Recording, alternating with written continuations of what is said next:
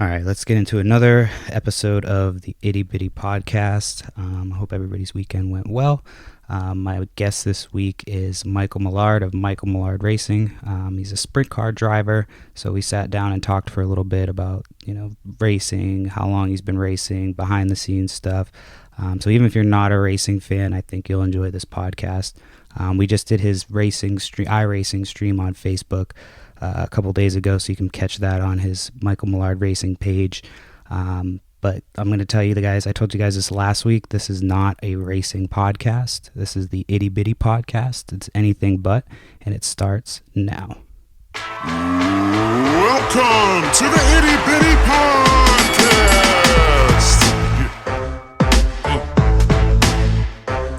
It's the Itty Bitty podcast.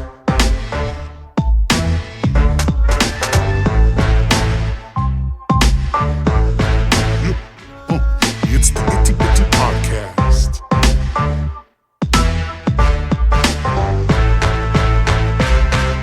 The Itty Bitty podcast. All right, and we're rolling. So what's going on, Mr. Michael? What up, dude? Thanks for having me. We're hanging out in the semi, in the rain. Dude.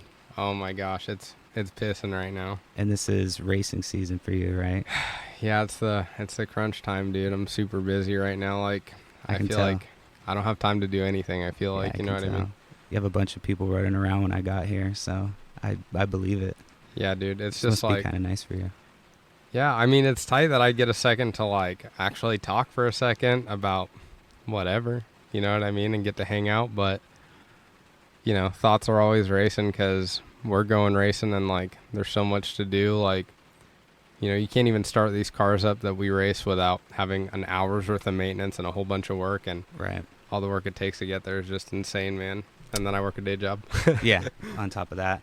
Well, I appreciate you doing this for me and taking the time out of your busy schedule. Yeah, dude, thank you. You probably have at this point, a majority of this will just be your followers from your iRacing. So Yeah, dude. Seriously, at this point, oh my gosh, like iRacing has been like blowing my racing up, you know what I mean? It's crazy. That's Michael Millard Racing. Again, we said it at the beginning, but we'll say it one more time. Yeah, dude, Michael Millard Racing. Follow that on Facebook. Check us out on Instagram at Michael Millard 23 for pretty much all our social media stuff. So we'll talk about the actual racing here in a little bit. But while you were waiting for a motor, you've been running iRaces, right? Yeah, dude. Well, honestly, I started the iRacing before we were waiting for the motor. Okay. Because iRacing, for those of you that don't know, it's like a simulator, and there's lots of different classes of cars, but one of the simulators on there is sprint cars.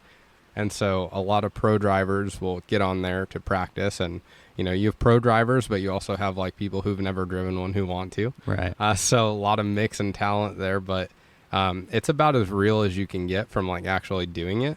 And so I was on there practicing in the off season, and I was like, man, like I have a computer that's powerful enough to do this. I might as well like stream it too, so people can see some of the behind the scenes stuff. Right.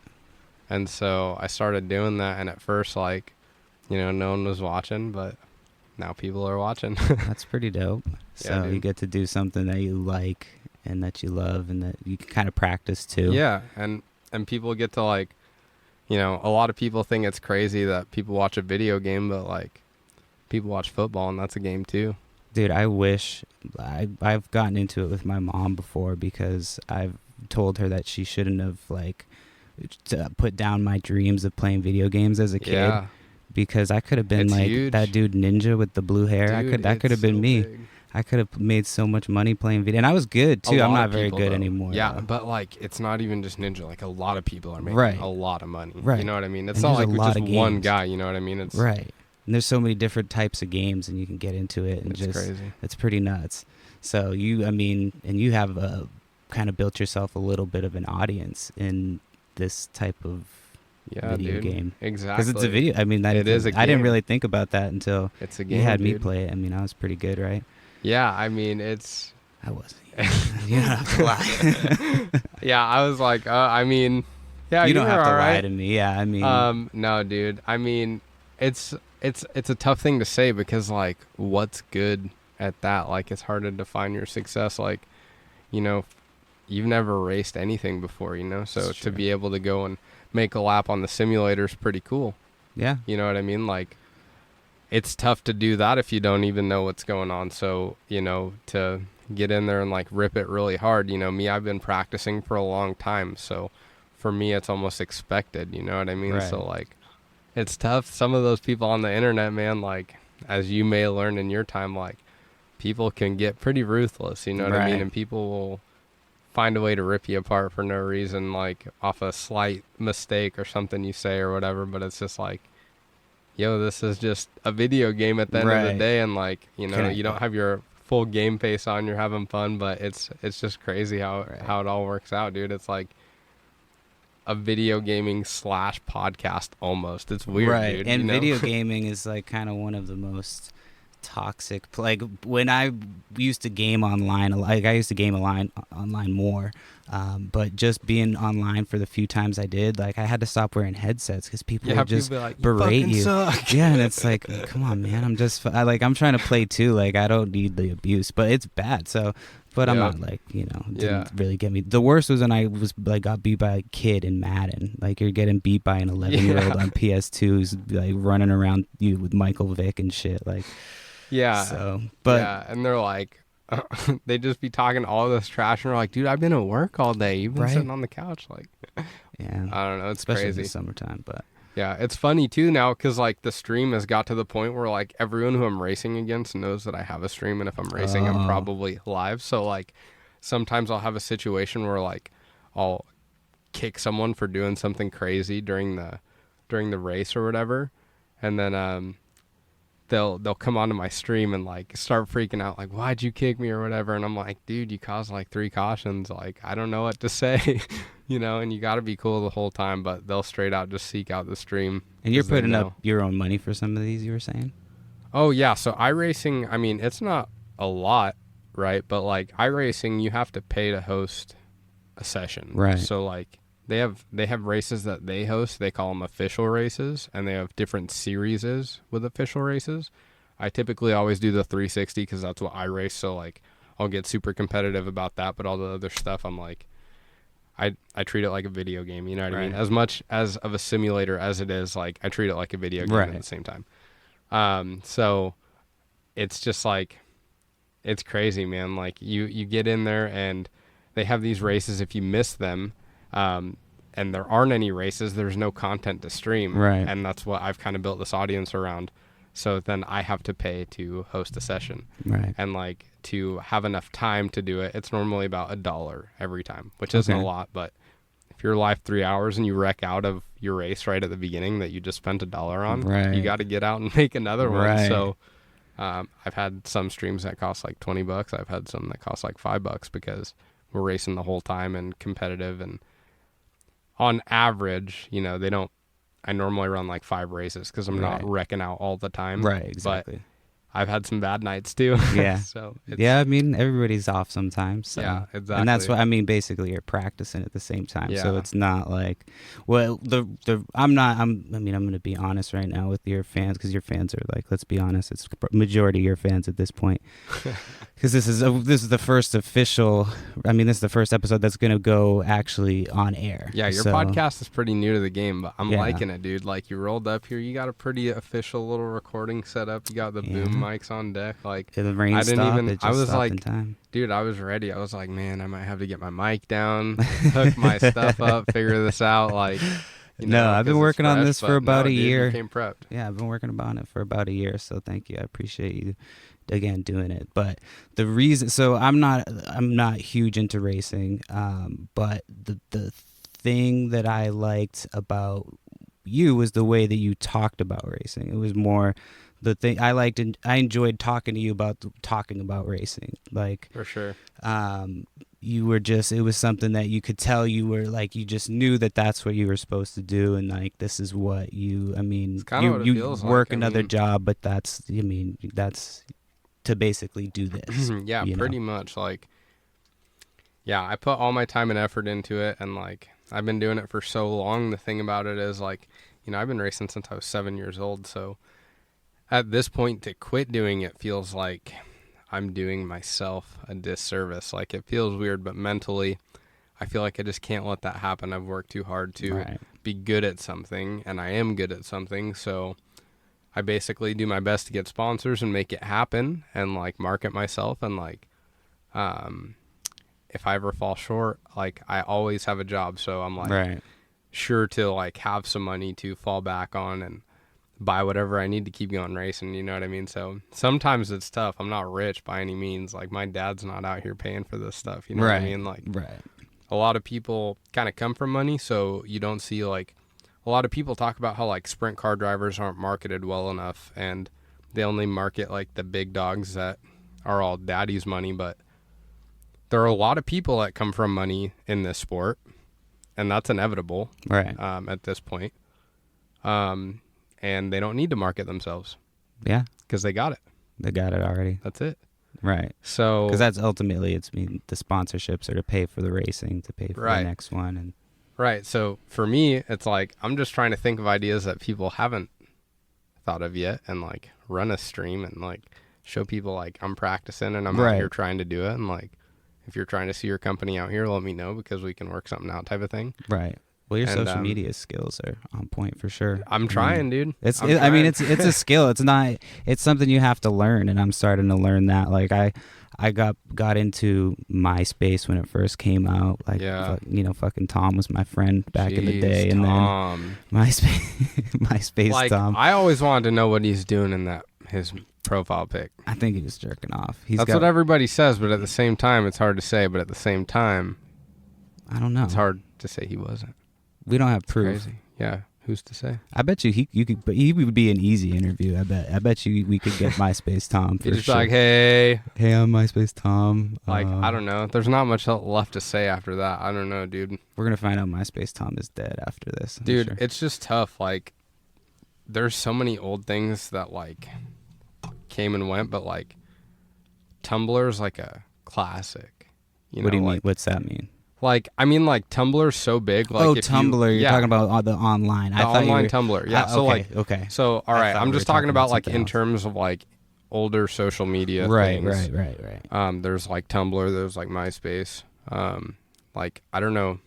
Tumblr was so much simpler, but it's, like, feels so much more vintage and classic now that it's, like, bigger to talk about now. But MySpace is just, like, the redheaded stepkid of Tumblr, even though it was kind of better than, I don't know. Well, you forgot, like, weird. MySpace was dope. Like, you basically, you could pimp out your page. Yeah, dude. You put, like, you designed your page, you put your pictures up, you rated, you had your friends competing. You had song playlists on deck on this little widget, so people knew what you were listening to all the time. This is what I'm fucking with right now. Like, right now, I could put this out. Like, now you got to do, like, a podcast, which that's a good plug. Straight for up, my you other had podcast. friends trying to be cooler than each other to get jumped on your fucking friends listed thing. Right. You know what I mean? I'll give you some gas money this time, you know? I'll take you, I'll wash your car, man. Like, no, you're not getting that. Except for when I was at that time, they'd be like, yo, why is that one bitch Kylie up at number 2 now, and now you got me in number 4? I'm like, damn. I just kept Tom at number 1, you know? That way there was no fighting. I just was like, yo, Tom, the homie Tom is number 1, so anything else is second place, so it doesn't really matter at this point. So for real. But as far as, like, the other social media stuff goes, so you're just doing the streaming and then you're working on a website as well? Yeah, man. So basically, like, the stream's getting pretty big, and when I go to the racetrack, like, I don't know, my car's pretty cool. So, like, I always have a lot of little kids coming up and checking it out, and their parents are super into it, and everyone wants to see some sort of merch and some place that they can buy my merch. And I've never really taken it too serious, but now it's like I can't do anything without people asking about where or when they could get something. Get, like, t-shirts and hats. Yeah, and so I'm just like, man, I got to do something. And even though it's super tough for me to, like, at this point even pay for all this racing stuff, I'm like, if I just set aside some money one time to get a good amount of stuff, quality stuff for people, I think it'll just take care of itself, you know, and I'll just keep that money reoccurring in clothes and merch and stuff. And I don't know. I hope that turns into, like, some Gary V sort of stuff. You know what I mean? Like, I'm trying to just get flipping clothes off the racing thing and get a cool merch line going. You got to get a slogan, man. Something. You got to get a cool slogan. Yeah, I'm but it telling can't you. be if you ain't first, you're last. It can't be Right. I Ricky mean, it Bobby, can't be right? anything like that. And it can't be like anything real aggressive. It can't be like eat my dick or anything like that. Eat my dick, number But, 23. Yeah, Michael I don't Millard. know, dude. Like, it's crazy. I don't know what I would have for like a slogan, but I just know I want to do something really cool, and I've been working on it, and I already have little things going on, and like a couple of things to the site that people are going to be able to just hop on and get. P.S. MichaelMillardRacing.com. Check it out. It's turning out to be pretty sick. It's been a slight work in progress, but it's turning out to be pretty sick. Stuff doing a website. I mean, it takes patience. It's tedious too. Dude, I've been so busy though. I haven't even like had time to do it. I've been doing it at work. Right. So when they hear this, I'm sorry. I only did it when there were absolutely no one in there. Otherwise, I was doing my thing. Well, we don't need to. We'll just skip over that stuff. Yeah. So I wanted to ask you a little bit. We talked a little bit about like, the merch side of stuff. We talked about, just kind of the not really necessarily the why yet of racing, but I guess how long have you been racing? Since I was 7. So 7? At this point. You could race when you're 7? Yeah, man. What were you racing? You can race when you're 5. Tonka trucks and shit? No, dude, like actual motorized vehicles. So they have this organization that's called QMA, the Quarter Midgets of America. It's an association that's nationwide for children ages 5 to 16 to not only learn how to race, but race competitively. Like, it's very serious. They have like national races like all over the country, like 5 main races a year that are national that everybody goes to, that is anybody in that sort of situation at the time. Right. Then they have regional series. I think there's like 13 or 14 regions across the nation that these kids race at. And so then those series will have like 12 races, and then you'll have like 8 local races a year. So, I mean, you can race about 20 or 25 shows as a 5-year-old, 16-year-old kid. Right. Which is a lot, and we pretty much ran all of them when I was, 7 to 13. That's what I was doing. Right. So that was like 6 years of just solid grinding. And is that the only thing that you're doing? Like, you're not doing double duty with like football, or like you're just... No, so, I was doing double duty with racing too. So the thing about that and that sport is you weren't confined to just running one car as a child. Okay. So we owned multiple cars. Okay. And I would race 2 cars each day. So really it was like running at those 25 shows, like running 50 shows. Right. The national races would take like 5 days to run as well. So there would be one on the east side, one on the west side, and then a dirt national, which would be random. One in Las Vegas called the Winter Nationals, and then Thunder on the Mountain in Phoenix, Arizona. Okay. So all summer I'd be doing those like crazy. You know what I mean? Right.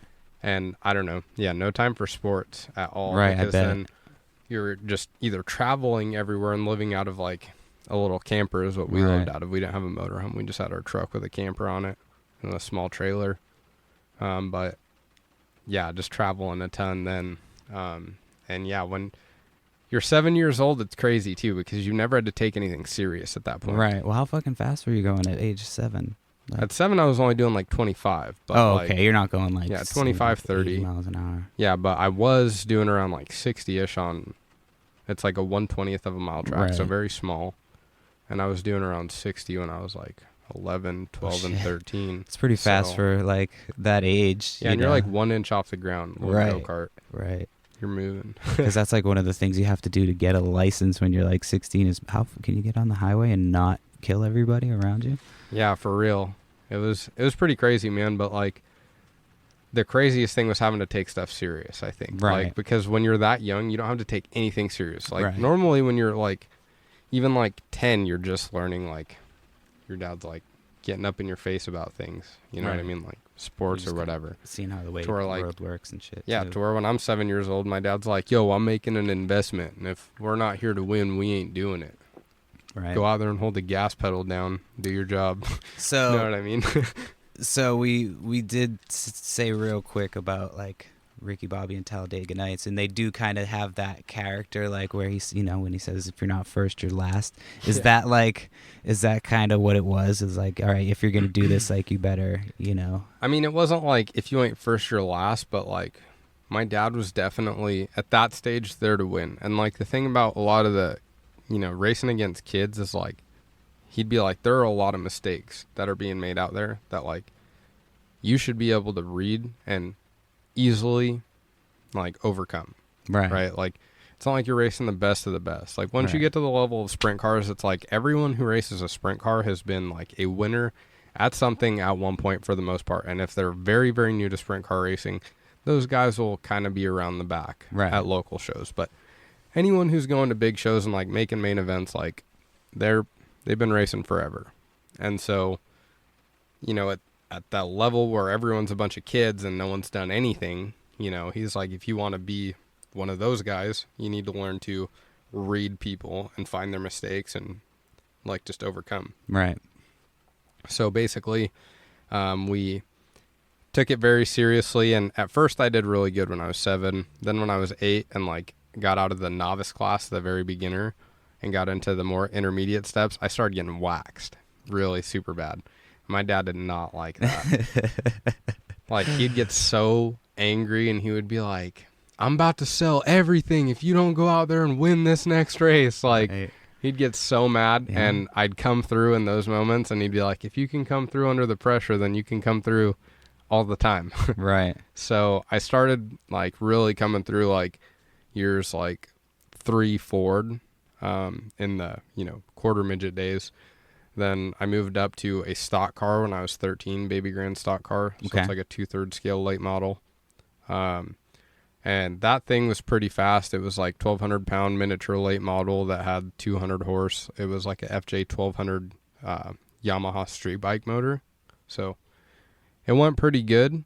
And like when I was 15, I was like the youngest driver to win a track championship at South Sound Speedway. Okay. So like super good stats in that, won a lot of races.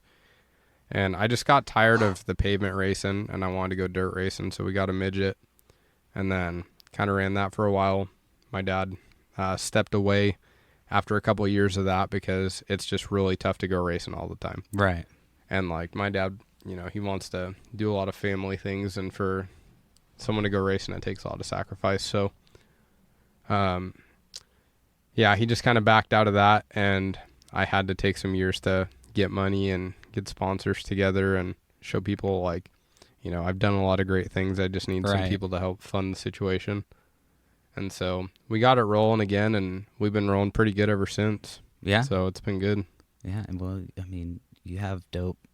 All your color schemes are dope for your car. So that's what stuck out to me right away was like, I saw all the designs of everybody's car. I'm like, dude, your car looks the nicest. I mean, for me, like, I think we had a conversation about this briefly. Like that's what I would like if I was at a race and I saw all the cars. I'm like, oh, that's the one that I would go with because I don't know. Yeah. So shouts out to Fusion Graphics though, because he always comes through. If anyone out there like is looking for sick graphics for anything, it's amazing. Check out that car for anything. Like they wrap city buses, they wrap automobiles, like anything. Like if you have a car and you even want to protect the paint, these guys have like a film they can put on and like anything.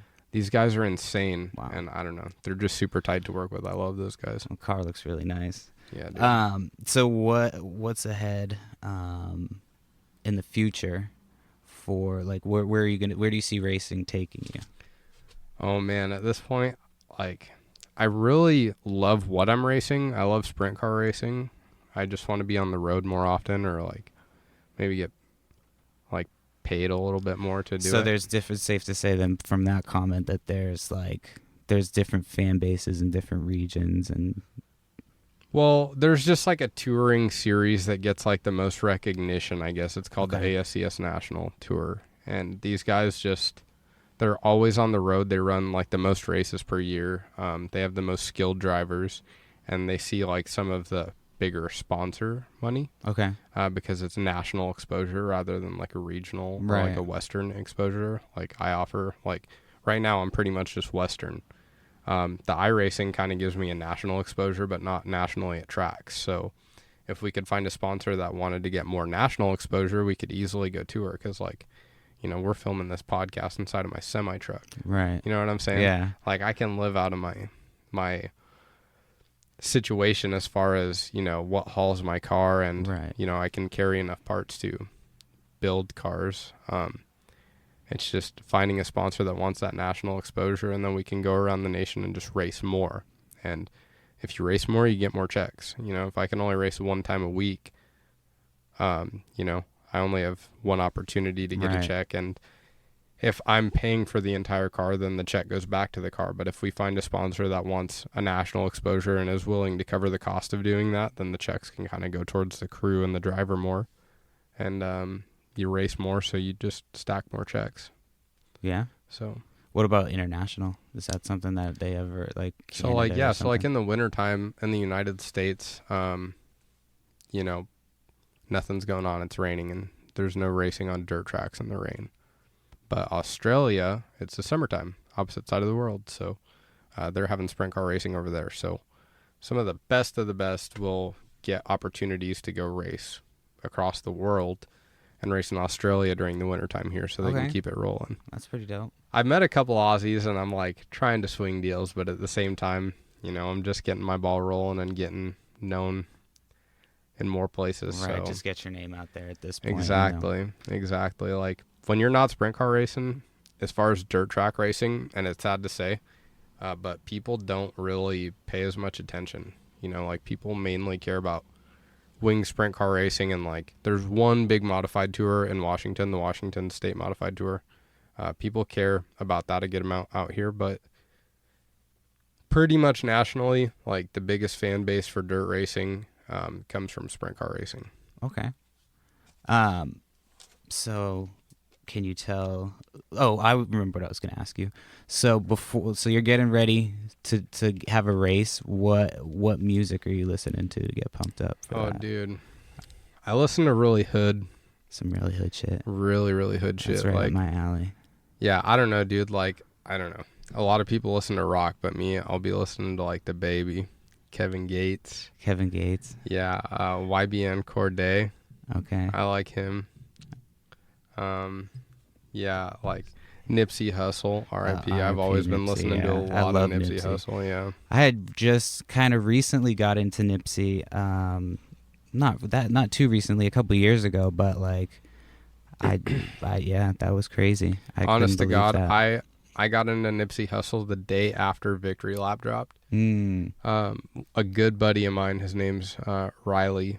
We were hanging out, and he was like, "Have you heard Nipsey's new album?" And I was like, "No, I haven't. I honestly don't really listen to him." And he was like, "It reminds me of you because it's called Victory Lap." Oh, and he's yeah, all, you know, Victory Nipsey Lap. Hussle always talked about it's a marathon, Right. not a sprint. Exactly. I race sprint cars, and like, you know, sometimes I'd get like tunnel vision and think that like, if I don't make this next race, or, you know, when my motor blew up, I was like, oh man, I'm devastated because I don't know when my next race is going to be. Right. But, you know, like Nipsey Hussle would be like, it's a marathon, not a sprint. So you got to keep grinding after whatever it is. Right. For me, it's a race car. Like, you know, we come from a different culture, really, but to get what I want, I have to grind super hard. I'm always super busy because Right. I always have a lot of moving pieces. Like, Working. I got a stream going. I keep a day job that, like, you know, will at least keep a steady revenue stream. Right. And then I try to go racing. And I race a pretty good amount. Like, I've raced in the past 4 weeks, I think I've raced 5 or 6 times. Yeah. So, you know, a couple double headers, just always doing something. Always working. Yeah. Yeah, like I just ran Dirt Cup in a midget. The week before that, ran a wing show, then a wingless sprint car show, wing car show before that. And like, so I guess like, yeah, 5 and 4 weeks. Yeah. It's that And then- time. You're just Yeah. always busy. And then before that, I had like a week off. And then before that, I was like blowing up my own motor. So you said you want to go more on the road. So my other question that I was going to ask you before was like let's talk about some stories from the road. Let's Like some crazy shit. Yeah, if shit that we can talk about. Yeah, whatever we can talk about. I've had a couple of crazy shits happen. Yeah, I'm not gonna I won't name specific. No, you don't have to name any names Places or or any names planes. or Yeah, anything, you can but, just like, yeah. I remember one time we were headed to a pretty big race, and we got there pretty early, and the track that we got to, it had like a bunch of cars just stacked up in the middle of the track because they were gonna have like some. It was either like a demo derby or a monster truck show or something crazy at the track. They always do these weird shows in the middle of the track on off weekends when there isn't like big car racing, just to generate revenue. And we were having a couple of drinks, and they had the cars stacked probably about like 13 or 14 cars high in the dead center, and they just piled them there with some sort of like excavator or something, I don't know, with a claw. And my buddy was like, man, it would be crazy if we were all drinking inside of that car, right? Oh, damn. And it's super high up. Like, my semi-truck is pretty tall. Right. My trailer's pretty tall. And this stack of cars is taller than that. Like, we had to go over, like, honestly, probably like 6 or 7 cars. Jeez. Stacked up. Right. One after the other. So, it was pretty high up. It was, like, higher than my semi-truck. Probably 7 or 8, honestly. The top was sketchy. And we climbed up there, and we were literally sitting inside of that car just, like, having a couple of beers, and we thought that was the funniest thing, and we didn't notice how high up it was. Right. And because, I mean, we were having fun. Right. And, yeah, we got down from there, and the next morning when it was sunny out, we, like, looked at it, and we were like, oh, my gosh, we should not have done that. It was super high up. You didn't realize. Yeah, and like, I don't know, it seems like after really great events or great races, everybody is like super jacked up and just wants to talk about it. And, you have so much adrenaline when you get done. Like, the adrenaline doesn't wear off until like 3 a.m. So you're not going to sleep before then anyway. Dang. So you'll be up till the sun comes up a lot of times. Yeah. But it's fun. Yeah, I mean, it sounds like that's what you love to do. So. And you get to meet a lot of cool people. Like, I signed 2 kids' foreheads last week, and that's like, I don't know, I think that's crazy. They were probably pumped. They were super pumped. I told them too, I was like, yo, I need to grab a highlighter so your mom doesn't like come find me after this, because if I do this in Sharpie and you got to go to school like that, she's gonna kill me. Right. Oh, so you did it in a highlighter. Yeah, I did funny. it in a pen that I knew would wash off, because I didn't want to, like, Sharpie sticks, yeah, that man. stuff sticks. Like, they were all about it. They wanted it. They kept, like, they straight begged me to do it in Sharpie, and I was like, no way. Like, if your mom is, like, even a fraction of as crazy as my mom was, and moms are crazy. Right. She's coming out here to try and beat my ass. Signing your head in Sharpie. Yeah, for my sure. mom, like, Would whoop if someone's, your ass. if my head was signed by someone, my mom would go beat their ass, whoever they is. So you want to hear a funny story about Sharpie? Yeah, let's hear it. Okay, so we used to. I'm not gonna name any names again, but like, my crew of friends. I've had the same group of friends since I was like, 2. Like, my best friend I've known since I was 2 or 3. So we all kind of grew up together. We met this guy. He was from a different town, came and started hanging out with us, and we were from like more of an urban area. We were more like hood adjacent. We were like, you could go anywhere, and you could either be in like a nice area or you could be in like the projects. So you could go either way. Mm-hmm.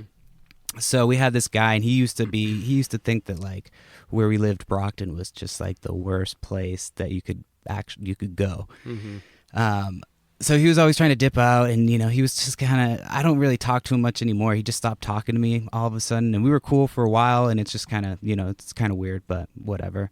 But anyway, the moral of this story. So this is what happened. I think it was the night before Easter Sunday, and he passed out early. And of course, you don't pass out early, especially when you're constantly like giving a shit about being hood kids and shit. Did he leave his shoes on too? Probably, yeah. I mean, this was so long ago, so we knew the type of dude that he was. He gone. That's the kind of dude he was. Yeah, dude. And so this dude, he used to, when we first met him, like, first off, how many Sharpies did this operation take? I just need to know that. Well, let me start by saying, because this part's kind of important. Because when we first met him, we had to tell him to cut his hair. Like he had Warm never up. hung out with people that were like close to like an urban area. He was kind of from out in the sticks. He had his haircut literally made him look like he had a dick. Like he had a buzz cut, but it was like a buzz cut with a bowl. So like all you had to do is cut the top like slit, and it would look like he had a literal dickhead. Wow. So just to give you an idea, He so had it bad enough. I don't even know how you could have the heart to mess with a guy like this. That's because he was dude. very That's bad. selfish, man. He was always like leaving his places and shit, and like Oh my god. I mean, we fucked him over a couple times too, but so this dude falls asleep early, and I decide, I'm like, all right, it was Easter Sunday the next day, and we knew he was the type of dude to just get up and go. Like he wasn't gonna get up and look in the mirror and like brush his teeth. Yeah. He's just gonna get up and shoot out the door. Yeah. So I started, and we're like pretty drunk at this point, I think we're teenagers at this point, pretty hammered, but probably a little bit stoned. And so he's passed out, and we start drawing on his face with Sharpie, and we covered his fucking face, like covered his face. There's Oh my gosh. dicks, cum, like there was like Jesus. gay, like anything that you could write on there we wrote. But so we almost had him like, right, we covered his fucking face, covered, like it looked like he was like Lil Wayne, like fucking Damn, dude. face tattoos and shit. Oh my gosh. And so, but he was okay. So then he gets up the next morning. He's about to dip out and just go right out the door. Like the plan was about to work. But one of my buddies, like didn't my even buddy, know? gets drunk, and he takes it a step too far. So what he did was he painted his nose, the top of his nose, completely black. So when he woke up, he saw the black on his nose, and that's Oh. what tipped him off. And he went and like he still had hella shade Sharpie, man. Like he It's still not had coming hella- off, dude. That's why I told those kids. So he had to go to Easter service with his family, and his face was, well, maybe that's why he stopped talking to us. Dude, Maybe you're going not. to hell for that. I just read. You're going to hell. I for, just, like, you figured- can't do that shit. And we were a kid, but then It I was just before answered my Easter. own. It was, yeah. We just answered Easter, my own dude. question. Like, why does this dude not talk to me anymore? We just figured it out. I wouldn't think about that too hard. We just came on that revelation on this show, so I guess I figured that out. He Maybe he I was a dick. definitely fucking hates you for that. Probably, but fuck him. I don't care. That's my attitude. Fuck you. I don't care. Oh my gosh, dude. That's so But anyway, so any other good stories from the road? Because I want man. to talk a little bit about something else after. Yeah, I won't say what win, but after one of my first wins on the big track, one of my first big track wins, this guy comes up to me and when you win, that's where everyone goes. After the races, everyone can go into the pits. It's just wide open, and people can come get autographs from the drivers and get merch or whatever. And typically when you win, everyone comes to your trailer, obviously. Right. People want to meet the winner. And this guy comes up to me, and, I was with another crowd, and he had come up to my crew chief, at the time at first. They had chatted, and they call me over. And as soon as I get there, this lady flashes me. And the first thing her husband says to me is, "Boy, the way you drove tonight, I wanted to come over here and show you my wife's tits." Oh my god! And I was like, how is it that that's the first fucking thing that you thought? Like, what about hi? Like you Or did nice well. to meet you. Yeah. Here's my Or wife's good job. tits. Like that was, I was so caught off guard, and I didn't even say anything. Like I was just like I was weirded out because it was cool, but I was like, what the fuck? Like I was Right. not expecting that. Were they nice And at least? well, everyone was just laughing at me. Everyone's just laughing. They're like, he doesn't know what to do. And I'm I like, wouldn't. obviously, Right. like, what am I supposed to do? Right. I thought that was gonna take a turn. Like I thought his wife was gonna show you her titties, and he was gonna be like, "Boy, don't be looking at my wife's titties." Yeah, no, he straight up was like, the first thing I wanted Like this to is do. my idea. He's like, after how you drove tonight, I wanted to show you my wife's tits. I'm like, I did wow. Yeah, like he totally took credit for her flash. And then I was like, okay, well, nice to meet you. Did you bust out a Sharpie or what? No, I didn't have one on me. And honestly, I was pretty in shock. Like typically I have signed, You're in titty you know, shock. I've had a tit sign before, but it was like, will you sign? And like, they didn't pull them out. It was just like on top of their like it was on the cleavage out of the top of the Right. cut. Like, it's not like most girls just walk around and do that. It's not Right. like that crazy. That's why that story is so crazy. Right. That even I didn't happened. see that. I was like, what the yeah, hell? I thought that was taking a different turn. Yeah, so like thank you would. for that. I thought I was about to get socked in the mouth. I thought I just got baited into something, and then that happened. I was like, what the hell? Just keep talking. That sun's coming in. I'm gonna put on sunglasses and Oh, sit all here right, in the for cabin. sure, Looks super for sure. cool. But you can keep talking for a minute. So what I wanted to go into next before I start searching for my sunglasses here in the cab of this truck, is so part of this podcast is we're gonna talk about like different things that we kind of like to geek out about. Like, we know what you're super passionate about. We know that you're super into racing. Yeah. You've built this awesome social media following that's probably going to just keep growing. But like, what do you like to geek out besides racing? Like, do you like to play games? Do you like to watch like movies, comic books? Like, what type of stuff do you like to do? Yeah. So I mean, also besides the iRacing too, because the iRacing is, basically more racing. Yeah, I like everything behind the computer itself and like my, building the computer. And honestly, like, I bought my computer used. It wasn't really like good enough to stream at first, but I upgraded a couple of things and got that like GTX 1080 graphics card. And like, I don't know, it still needs a couple other things, but I've been really interested in like learning about my computer. And also like you said, social media kind of takes kind of some skill. Right. And like, even though my social media game's been getting better and I've been like grinding in that aspect as well, I feel like there's a lot to learn, you know? And like, there's a lot of tips and tricks out there. And if you can try to implement all of them, you're only better off. So I just keep trying to learn about how to say something and have people hear it. Right. And like have it be effective. And so that like it just helps my racing. And also at the same time, because my social media is getting bigger, like I've been trying to say important stuff that other people are saying, right, but like try to help give them a voice for it. Right. You know what I mean? Like, that's the cool thing about the stream is it's so one-on-one. People can just like shout something out or talk about something, or like maybe their racing isn't that good, but they have killer runs consistently. Right. And they're always commenting that on my stream. I just want to shout them out because it's like, if they're good, they're good. Like, right, maybe they're not on their social media game as solid as I am, but I show them the shout out, I show them the love, and that helps grow my social media page. And like it's just a good mutual respect. I think more people need to do it. Like, not a lot of people do as much marketing as I'm doing in the game that I'm doing. So have you ever seen the show Black Mirror? Kinda, yeah. I've seen some episodes of it. It's kind of like, if you haven't seen it, it's kind of like Twilight Zone, like with new technology. Yeah, each and shit. episode's like a new story. Some shit's Right. weird though. It gets really I've seen bizarre. some that like I'll start and it's so weird. I'll just be like, nope, I'm changing the whole show. Right. I'm right. changing the whole show. It's like, it freaks me out, some of that shit, because it's like, this is shit that could really happen.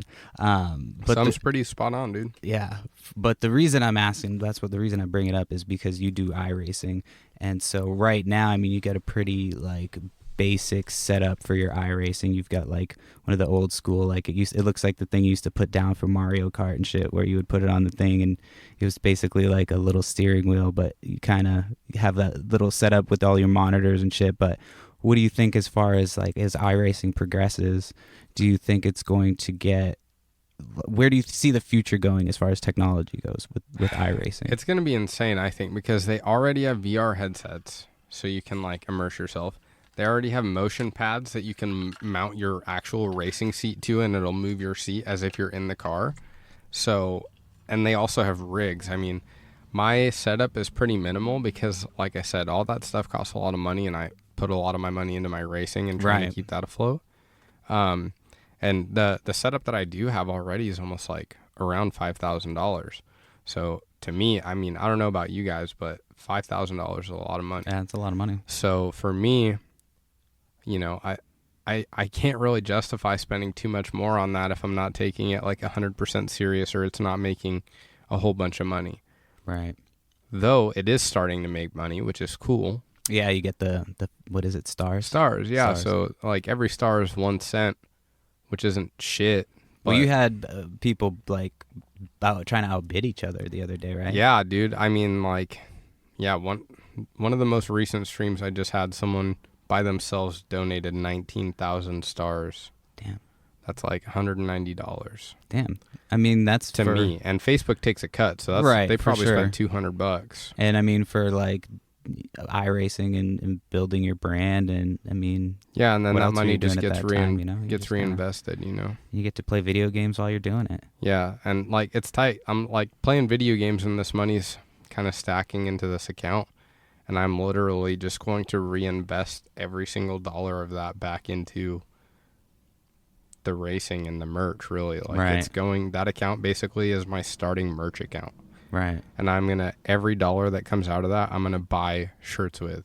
And just Or I'm going to buy, buy shirts with, like, I just ordered a bunch of wristbands. I have Michael Millard, like, silicone wristbands, stickers. Like, I'm trying to have Michael Millard sunglasses that are, okay. like, the same, like, two-tone scheme as my car. Right.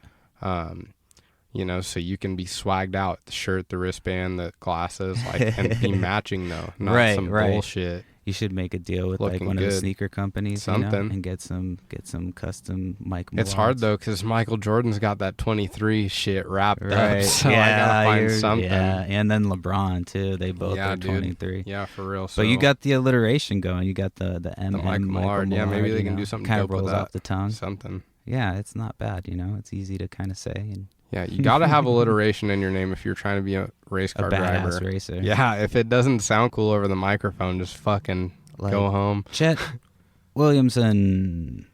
Like, who the fuck Yeah. brought Chet? Like, get the fuck It out just of here, gets man. quiet after that Right. shit gets said. They're like, how the fuck do you say that? Who let him in, man? Who is this guy? So when you're on the road, like what?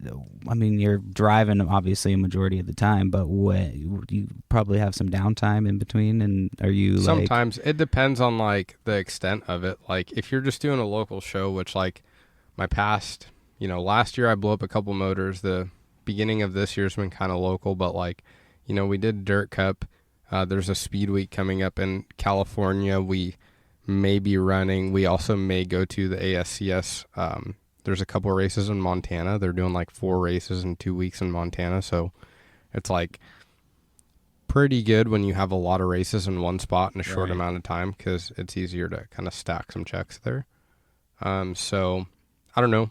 We're going to probably do that. But yeah, it's just like, it depends on the situation in the race. Like I'll have some downtime, but typically if you have downtime and you're rolling around, you got work to do too. right, you because gotta you're get not at the stuff shop. ready, right? So like when we just went to Dirt Cup, we were there for multiple days, but when we weren't racing, we were just washing the car. And then when we weren't washing the car, working on it, we were either driving there or driving back Right. to then maintenance and get ready for this weekend at the Fred Brown Field, which I've had the pleasure of being a part of the number 9 Simmons Motorsports team, which you've probably seen, but this week they're trying to focus on their number 1 car. I've been running like the backup car, and the equipment on it isn't like super top tier. So they're kind of just like focusing on making the good car run as good as possible. So I'm kind of just more crew helping out Sean Rice running that car. But, you know, he's the reason why I had the opportunity in the first place. So it's awesome to like be able to kind of thank him as best as I can with some hands-on help and try and help put him in victory lane for, you know, him having gotten me that ride and filling in all the spare time while I was waiting for that motor to Right. get back. You know what I mean? Because I've just been waiting for that motor to get done from Donut Racing Engines in Pennsylvania to be able to go racing again. Just getting ready, yeah. Yeah, but I'm about to have a ripper. It gets here Tuesday. I'm stoked. Yeah, it's been how long you've been waiting for it? 6 weeks. 6 weeks, and then that's just time you can spend waiting, basically. Yeah, I mean, like, it was supposed to just be waiting, but luckily, like, thanks to Sean Rice and John Simmons of Simmons Motorsports, it turned into some racing, and, you know, Walker Racing Development put me into that number 19 midget. So that was super cool. And in the downtime, I've had some new sponsors come on board. Scott Septic Service, Standard Truss, which is like a truss company in Aberdeen, Right. Washington.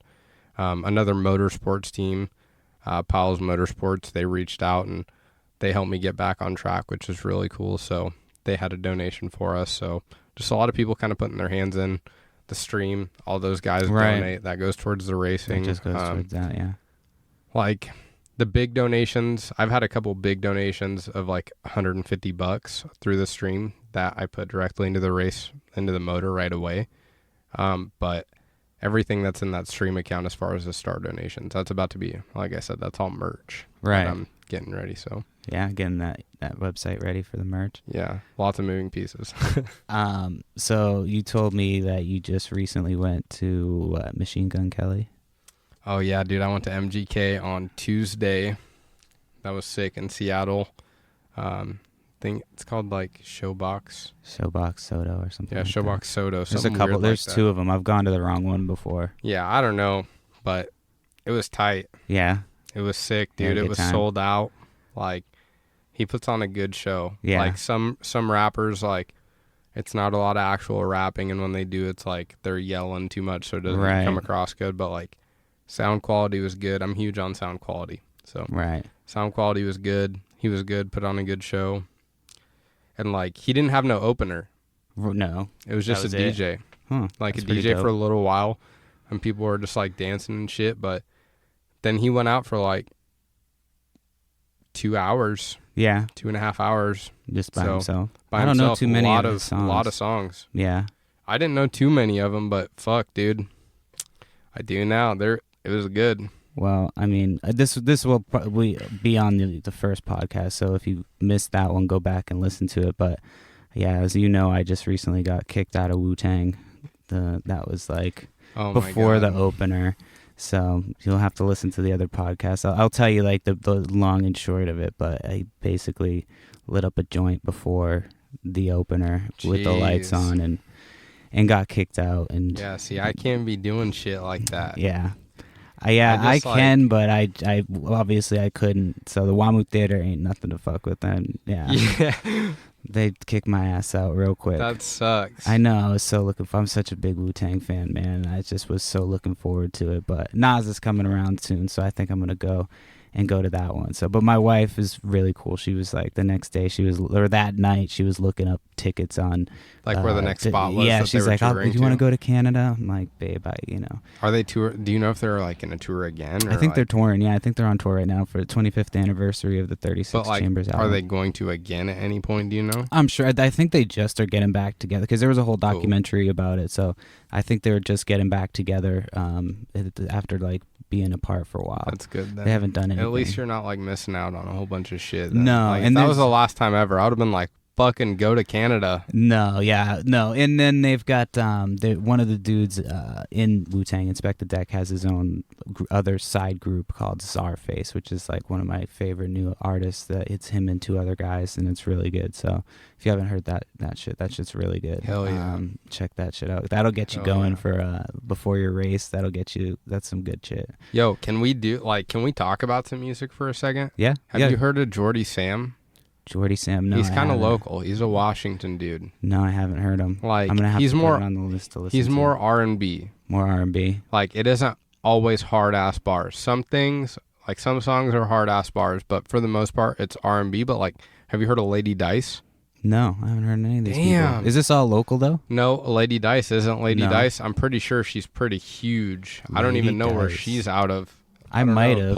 I don't know. Do you got your phone on you? Google Lady Dice. She's out of somewhere. She's pretty big. Obviously, she's out of somewhere, but I'd like to know where. But he just did a song with her called Elevate, and it's like R&B, like some baby making shit, but it's good. Southern California? Southern California. Yeah, Southern California is where she's out of, and she's like one hell of a singer, and he just did a song with her. She's the feature on it. He did one song like a couple months ago that like or not a couple months ago, excuse me. It was March Madness last year, and during all of the ads from ESPN, they were playing his music because he had the song about ballin', and like it was sick, dude. It was on all the ads, and like I don't know, he's kind of local, but like he has some low key fucking bangers that like no one's listening Jordy to. Sam, so like, you said? Yeah, I play him on my stream at the beginning. Have I told you about? I'm going to say this 1,000 times on the podcast because I fucking love this group, and I just got into them like a week and a half, 2 weeks ago. But Earth Gang, have I told you about Earth Gang? No. They Text me that at some point. Earth Gang, yeah. I listened to pretty much. I just went through all of their shit and just started listening to it. But they're a rap duo from Atlanta, man, and they sound like Atlanta has part Outkast, part Farside. Like they go hard, and they Atlanta both rap are is good. hard. Yeah, and they're both good. Like I love Outkast, but like there was a significant difference in talent between Andre 3000 and Big Boy. Yep. I mean, they're both great together, don't get me wrong, but Andre just was Andre 3000. Yeah, he's on a different level, dude. But these two, they're both I feel like they're both on the same level. Like they're both different, unique, really good styles. Like there's a lot of good music out there. There's a lot of people bitch that hip hop is like shit, but there's a lot of good hip hop. You just have to look for it. You really do. You have to look for it. You have to be willing to listen to shit. I hadn't heard of the Baby for a long time, but he still spits hood ass bars. Yeah. Like everyone always talks like some shit like all rappers rap is mumble rap. Well, if all there is mumble rap, then you're just hanging out with someone that only listens to fucking mumble rap, and maybe you got bad friends that listen to shitty shit. Yeah, that's not like there's good shit. That's your own fault, right? You know what I mean? Just fucking and be open to other shit. Like if you're not gonna be open to other shit, you got to listen to it. Like I try to just get on that Spotify Rap Caviar once every 2 weeks. Because they refresh it and change that playlist. You ever use Dat Piff Mobile? You ever check out Dat Piff Mobile? I haven't. It's an app. That was my shit like years ago. Back in the day, yeah. And I remember datpiff.com. I completely forgot about Dat Piff. I used to get all my Wiz Khalifa shit. mixtapes. Yeah, dude, I get all my shit from there. And I had downloaded it on my original HTC MyTouch. And so when I was going through my shit, I had my buddy loaded that thing full of songs. There's so I was 100 people going, what the fuck is a MyTouch? Yeah, they had a ball in the little thing that you had to use. It had mild touch screen, but I had that MyTouch, and man, I was going through that thing, and I had so many songs loaded onto that thing and I just found a bunch of shit, and it was crazy, man. Couldn't believe it. Could not believe it. Wow, dude. Yeah, I really pretty much use Spotify mainly. Like I used to have Apple Music, and then I got off iPhone, so I thought I couldn't have it anymore, but it turns out Apple Music is just an app and you could have it on whatever. So right. But now that I have it all switched over to Spotify, I'm not doing it all again, so Spotify till I die. I've been using Amazon Prime just because it comes with our Prime. So every Friday when the new music comes out, and so I should shout out real quick while we're talking about this, I guess that the Itty Bitty Podcast Network, I guess, is going to kind of be a thing down the road, but the other show that we're going to launch is going to be called Choice Nugs Only, and it's going to be a podcast about weekly breakdown of music. Just music specifically. Yeah, just music. So that's going to have me and my co-host Carson, so he's going to be doing that with me, and we're gonna basically, we have different tastes kind of, and so he's gonna listen to what he likes. Well, not necessarily what he likes. We're gonna listen to it all and kind of come back and talk about what we like, not about what we don't like. Sure.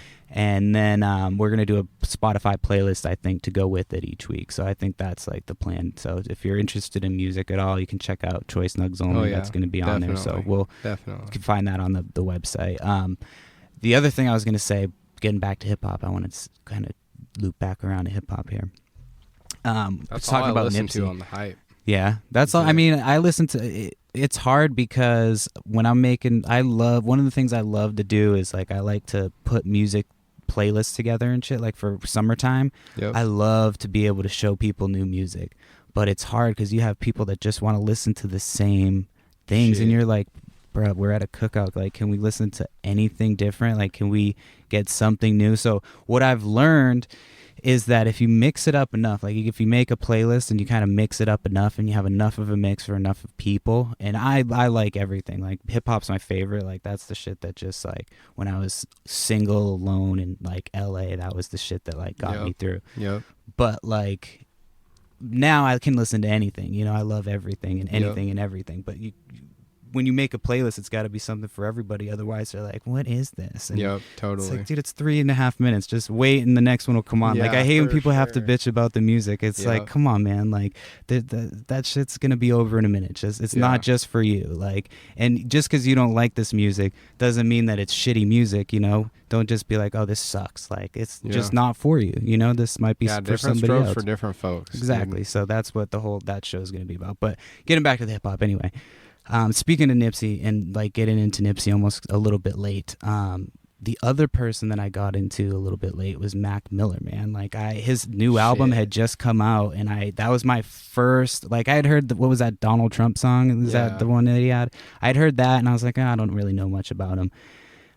But then I heard his latest album, and then like a couple weeks later, or On that whenever latest it was, album, it he was was- already depressed. Dude. yeah, but that album is amazing. Have you Yeah, heard it? yeah, That was yep. my first initial I started listening to Mac Miller, I believe, in 9th grade. in 9th grade. So he's kind of like your Wu-Tang Clan. Yeah, like Kool-Aid and frozen pizza, Okay. Kids. You know, the Kids mixtape. Right. See, I don't know. I was still getting into him. So like, you're going to have to send me stuff to get into with him. Yeah, Cause I dude, still am like- kind of like listening to stuff as I go with him. But yeah, he was one that I was like, fuck man, how did I not get into this dude until he like was about to pass away? So Yeah, dude. just I sad. mean, yeah, seriously, like, yeah, I've been in 9th grade. Everyone was listening to him. Like, everyone was listening to Right. him, man. just Like, getting down on it it. just, I don't know, man. He was just a kid. He was just wild. You know what I mean? It's just crazy. He got super depressed. It seems like I don't know him. I don't Right, know him that yeah. well. Like, I mean, I'm obviously just like outside looking in, just bullshitting like anyone else. But I feel like- like a lot of those kids take Xanax and shit because Yeah. they're like the pressure is so high. Like, do you know who Billie Eilish is?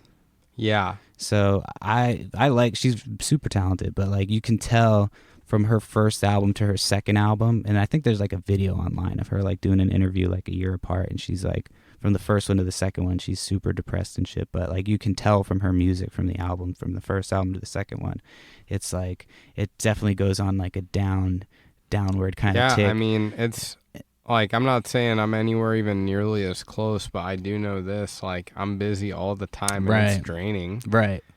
It's draining to always be doing something. Always on Like, the move always and have a shit. plan. Right. Always have the next thing you need to do. That's kind of a bummer. I mean, they're on a whole nother level. Like, I can't even compare to that. Yeah. Not even close, but always have something to do. Like, Right. for them, it's probably walking onto a plane and chilling and then getting off and doing an interview or whatever. But to me, it's like I do a lot of work for racing and then have to stop that to work a normal job and like press Right. pause on it, and that just gives it less time and it feels like more crammed.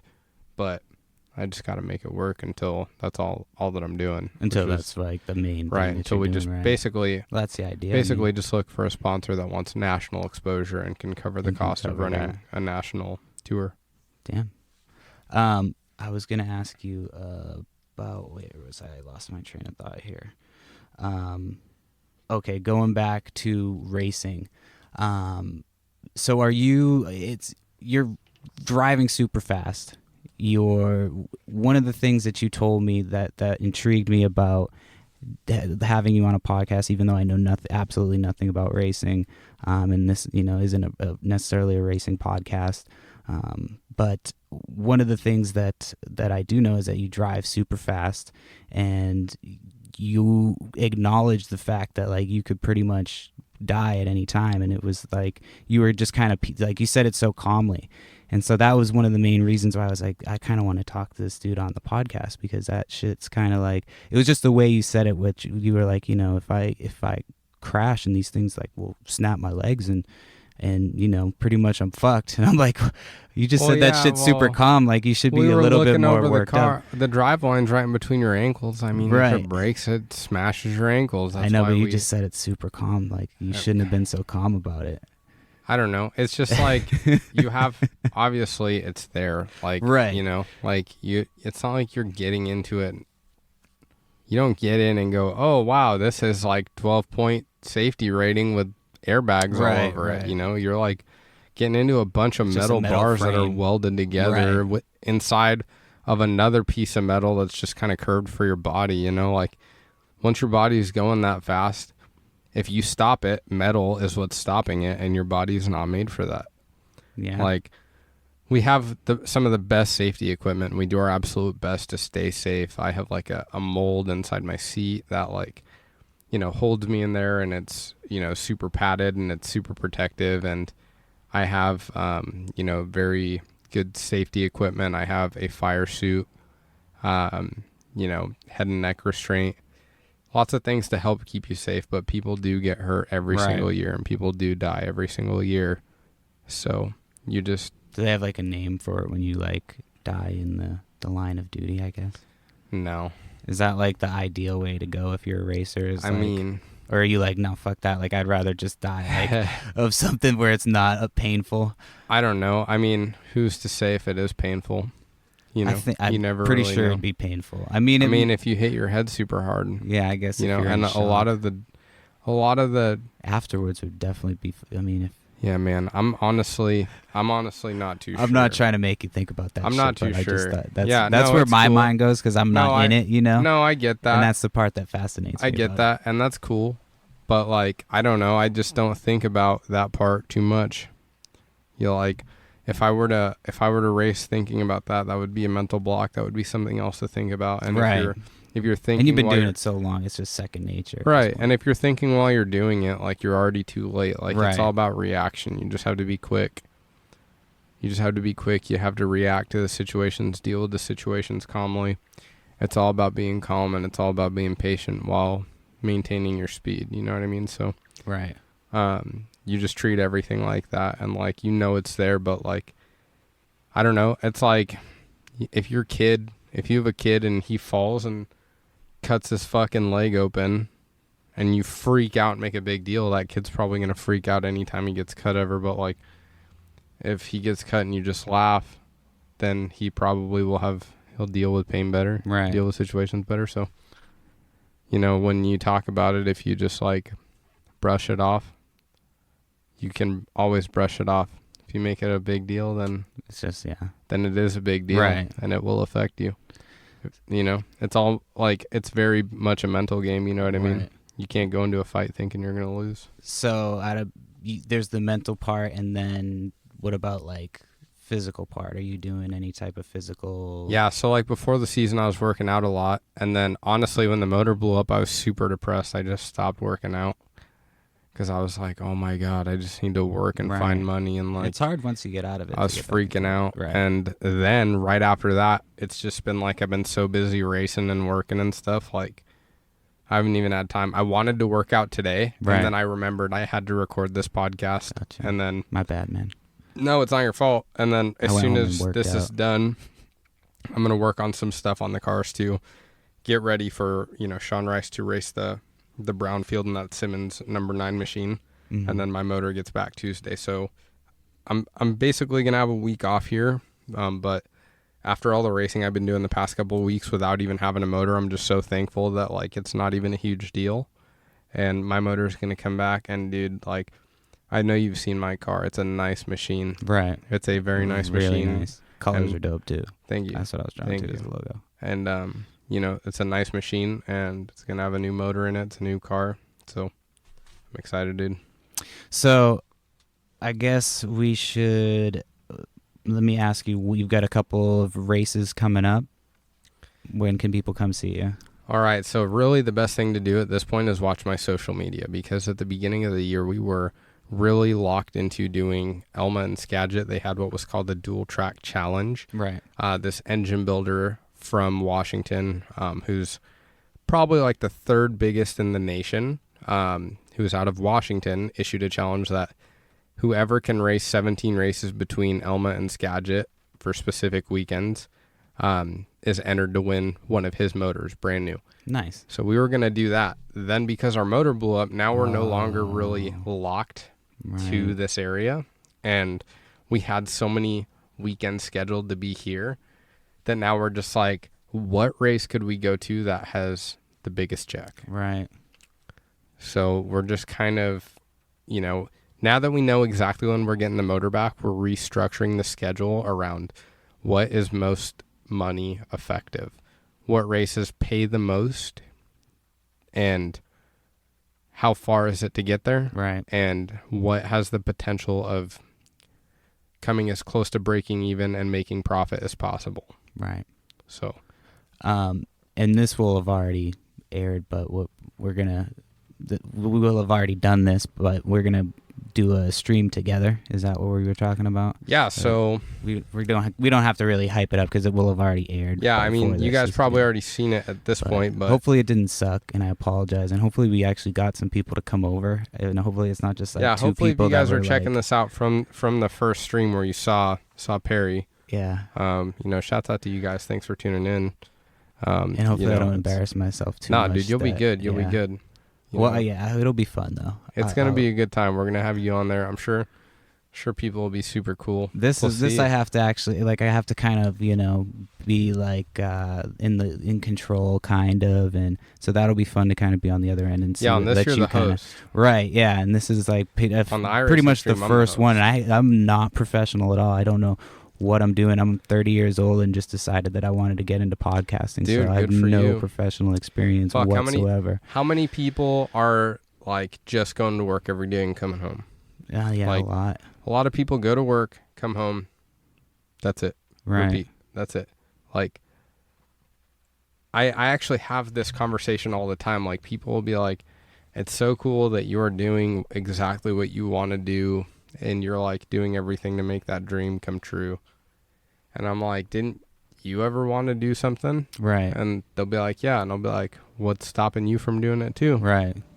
Like, it's not, for me to chase a dream is like, it shouldn't seem so fucking crazy. No, exactly. No, and like, it's not even a big fucking deal. Well, the reason, I mean, I've been talking to you a little bit about doing this podcast, but I kept it quiet for a while. I've been working on it for about a year. And the reason I kept it quiet wasn't because I didn't think that it would be good, or I wasn't like, I was embarrassed about it, but I've done stuff in the past. I had a food cart that I got up and running. It was like, I did an event at a comic book store, so it was like I got to sling my steak and cheese subs at a comic book store, got that experience, and then I was like, you know what, this is not what I want to be doing at this point in my life. Yeah, I'm kind of at the end of my restaurant game. And so like I had lost a bunch of money on the food cart, so I kind of it kind of fell apart, and it kind of was something that I was ready to walk away from. Sure. But you have to try that shit and experience it, and I tried to get a bartending thing going when I was in LA. That was like my first attempt. I was like, you know what, man, like, as a I learned bartender, you got to see some crazy shit. I saw a lot of shit when I was a bartender. Yeah, I met some like famous people in LA. Like I worked in LA, I worked in Massachusetts as a bartender. Yeah, I mean, I've seen some shit. Let me think. The Game. So since we were talking about hip hop, The Game came into. I worked at a bowling alley in the San Fernando Valley in LA. Really? And you'd see The Game at like the mall and shit, and he would come in. Because he was just out there. Yeah. He was just kicking it. Yeah, big dude. Like, and so he came into the bowling alley one night, and the bowling alley was always popping. Like we had leagues that would come and bowl. And I know you bowl, so like bowling alleys can get pretty popping. Yep. So they came in, and there was league night that night. It was like a Friday night. There was leagues that night, and then I think there was another like party, and then The Game showed up with about, I'm not even fucking bullshitting you, like 35, 40 people just to bowl. Jeez. No, they didn't call, nothing. So they're taking up half the lane, and we were busy. I walked in at like 8 o'clock, and it was dead. There was nobody in there. 8:30, it was like nonstop busy until we ran. And then this is gonna sound fucked up. This is gonna sound made up. This is exactly what happened. We ran out of Hennessy at like 1 o'clock in the morning, and the other bartender yelled, "We're out of Hennessy," and everybody left because it was all the games people, and they were like, "This shit's for the game." Like they were trying to cut people, like, "This shit's for the game." I'm like, "You're not the game. Like I have an order, man. Like this is a bartender." Yeah. So I was still, but we banged it out. We got everybody taken care of, and once the other bartender was like, "We're out of Hennessy," and because that's all we were selling. As soon as she said that, they took off, and that was pretty interesting.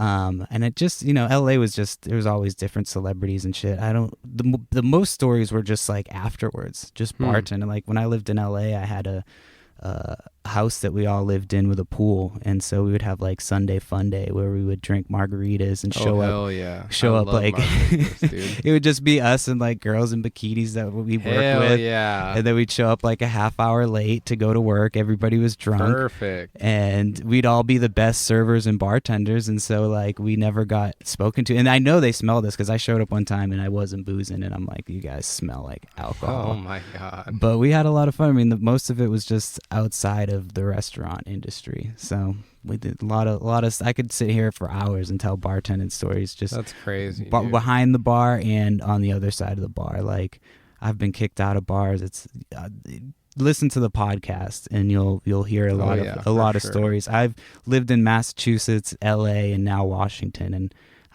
I do dumb shit all the time. Fuck. So if you want to hear about my life and make your life feel a little bit better, because I do dumb shit constantly. So but I guess we should start getting wrapped up. I don't want to hold you up too long. This has been really fun, but do you want to plug anything while you're here? Obviously, we talked a little bit about the streaming, but let's say it just one more time so we can get it just right down. Yeah, so I got an iRacing stream. If you're into like gaming streams, I stream my racing simulator and how I practice outside of the car on my Facebook page, which is Michael Millard Racing. Tune into that as well to like follow racing updates and what cars I'll be in and where I'll be racing at. Also check out my Instagram at Michael Millard 23. Check that stuff out. Really, it's pretty sweet. And now I have a what's that called? A Squarespace website. Oh, Squarespace. Yeah. So michaelmillardracing.com now has a merch site where Is you that can go and live? like Or will it be live soon? By the time this airs, probably. by the time this airs, it probably will be. Okay. At the moment, no. It's almost done though. Right. And so I got some merch coming. So definitely check out my michaelmillardracing.com and check out the swag. We're gonna have like some shirts, sunglasses, bands. They're all gonna match the scheme we have, and that way it's kind of like swaggy, you know. It looks good. Yeah, there you go. But yeah, I gotta man. get a sticker for my box from you before we leave too, before I take off. Yeah, for sure, man. Also, shouts out to all my sponsors: Walker Racing Development, Scott Septic, Standard Truss, Dryden Racing Media, Piles Motorsports, all the guys that help make it happen. Lightspeed Technology, Donut Racing Engines. Shouts out to all those guys, and thanks for just being a part of the team and helping me out and helping this thing go around. All right, guys. Well, thank you so much for listening. We're going to wrap it up here, but keep tuning into the podcast. And you can go to ittybittypodcast.com to check out all the social media stuff. And you can also email us if you have anything that you want to add to the conversation. Just jump on that website, and there's a place to do it. So by the time this airs, that stuff should all be live. So thank you, guys, and I guess we'll see you guys next week. Peace. All right, that's going to be our show for this week. Thanks, everybody, for tuning in. Thank you for Michael Millard of Michael Millard Racing for coming on and spending some time talking to us. Check him out at a race near you soon, or on Michael Millard Racing on his Facebook page. He also has michaelmillardracing.com as well. And check us out ittybittypodcast.com. From there, you can subscribe to the show. And then, don't forget to download, review, and subscribe. We'll see you guys next week. Peace out. Bye.